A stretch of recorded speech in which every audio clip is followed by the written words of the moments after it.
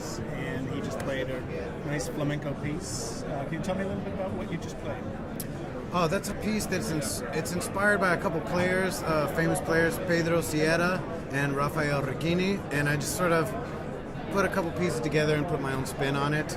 I've been playing flamenco guitar for many, many, many years, usually for dancers, and this is a piece in the style of a taranto. And so many times it's danced with flamenco dance, or sometimes it's just a solo guitar piece. Started out libre without rhythm, and then I added rhythm. It's sort of like a slow rumba type of rhythm, and it's just a really fun one to play. It comes out different every time. There's a lot of improvisation, so I never know exactly what's going to happen. When I saw you play yesterday, you had a dancer with you, and I was wondering, does that affect how or what you play in terms of her adding her own percussion, in essence? Does it change what you play? It actually it affects everything.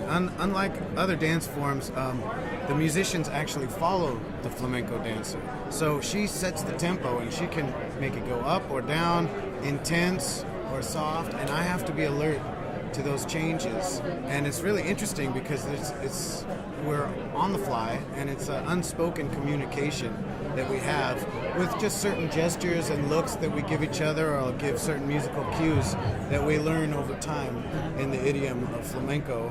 And so it's a lot more than just the guitar playing. There's a whole unspoken communication, and it's always different every time as well. So there's a lot of improvisation, and that's what keeps it interesting.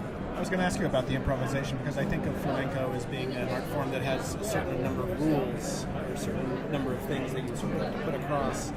How much latitude do you have? Well, as long as we all know the rules, then it goes pretty easy. Everybody knows the rules, so we all know what we can get away with, and we push each other. And that's where it gets fun, because we keep pushing each other to get better. And every time somebody does something new and tricky, we try and complement that, and usually it surprises us, and it's exciting, and that's why people shout "Ole" right in the middle of performances. It's because something exciting happens that it's unexpected. You know? Tell me a little bit about this guitar. Oh, this guitar is awesome. This is a guitar by Cordoba Guitars, and this one is called the GK Pro Maple. So that's the Gypsy Kings model, but it's the Pro model, and you can define that against the regular Gypsy Kings model by this mother of pearl inlay that we have here in the rosette. And then we have a flame maple back and sides, which is really beautiful. And the top is European spruce. So, and it's one of their higher end models, and it's just awesome to play. And even better, I use these things all the time in my live performances, because they have the Fishman Pro Blend here. So it's got a microphone inside. It's actually inside this thing. There's a little microphone attached to the battery pack, and it sounds great. And then there's also a piezo pickup underneath the saddle, and then you can blend them, as well as having the 3-band EQ, and there's notch filters and volume and everything else, so it's pretty versatile. Now, people who know your music outside of the flamenco world know that you've done a lot of interesting transcriptions of metal tunes for classical guitar.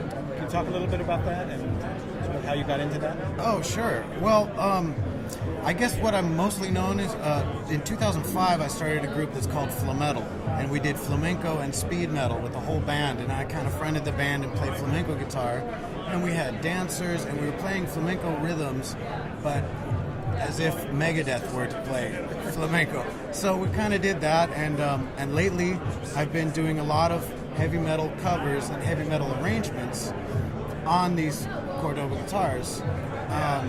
And I just recently signed a deal with Hal Leonard. We're going to publish a book that I wrote called Metal Classics for Fingerstyle Guitar. There's a lot of flamenco techniques, but we have everything from like Ozzy Osbourne's song, like Bark at the Moon, like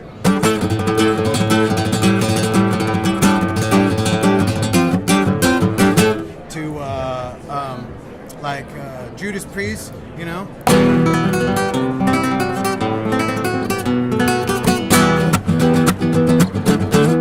To Iron Maiden and Dio and Metallica, Megadeth, and so all those are in the James book. Hetfield approved.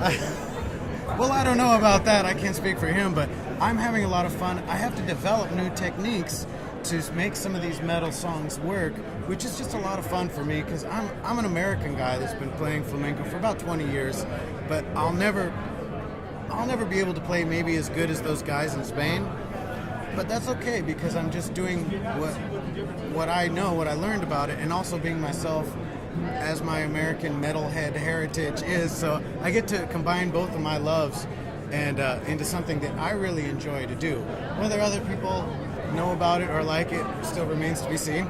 But one other thing you mentioned yesterday when we were talking was that you were doing some of the traditional classical guitar pieces on electric guitar now too, right? Oh yes, that's what I'm starting this year in 2015. Is I've begun to play traditional classical and traditional flamenco pieces with traditional technique, but on electric guitar. I've not really seen or heard it done ever, and I don't understand why. Because if you get an electric guitar, a nice one, and you use the neck pickup with a nice jazzy tone, a real fat tone, things like Recuerdos de la Alhambra just sound just amazingly beautiful.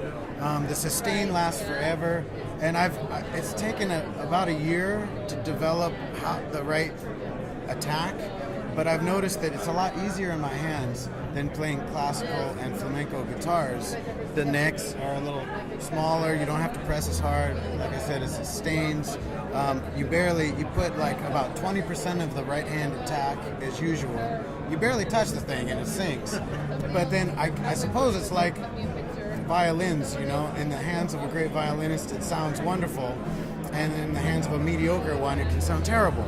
So that's kind of what I'm working on right now. I'll be coming out with a new CD later this year of it, and many, many more new videos, which you could probably see on my website, which is SpanishGuitarPlayer.com.